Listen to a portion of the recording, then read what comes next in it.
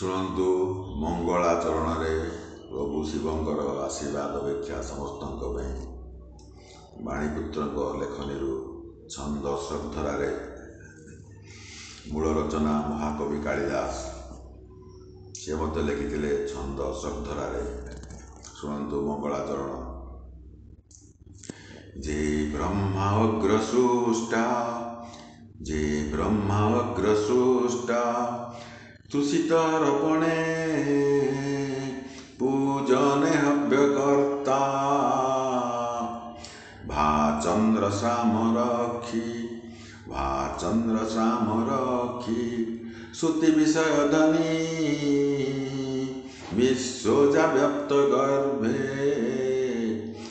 ଯେ ସର୍ବାର୍ଥ ସ୍ୱରୂପା ପ୍ରବିଶୁତ ଜଗତେ, ପ୍ରାଣରେ ପ୍ରାଣ ସତ୍ତା।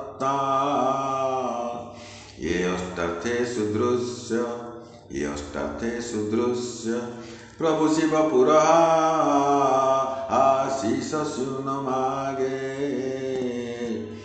महाकवि को भाषा रे या सृष्टि षष्ठुराद्या, या सृष्टि षष्ठुराद्या, बहति विधिहुतम या हविर्या चोत्री।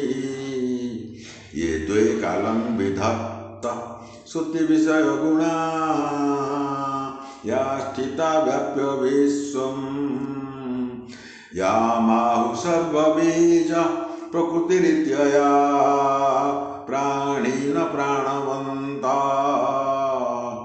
प्रत्यक्षाभिप्रपन्न, प्रत्यक्षाभिप्रपन्न, स्तनुभिरवतु वा स्ताभिरष्टाभिरीशा।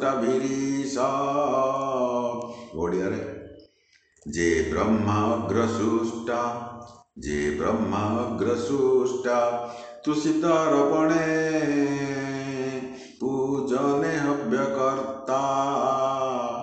भा चन्द्र श्यामरक्षी, भा चन्द्र श्यामरक्षी, श्रुति विषयधनी विश्वजाव्यप्त गर्भे। जे सर्वार्थ स्वरूपा, जे सर्वार्थ स्वरूपा, प्रविशुत जगते, प्राणरे प्राण सत्ता। ये अष्टार्थे सुदृश्य, ये अष्टार्थे सुदृश्य, प्रभु शिव पुरः आशीष स्यून मागे, आशीष स्यून मागे, आशीष स्यून मागे।